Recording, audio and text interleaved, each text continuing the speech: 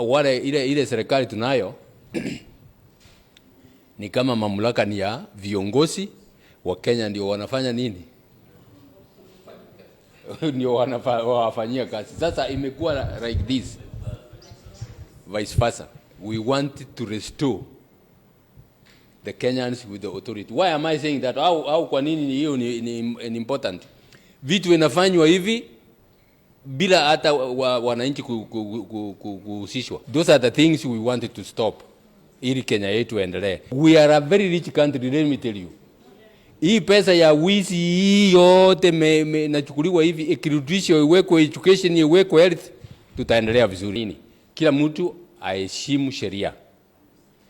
Na unajua ni nini hiyo itafanya?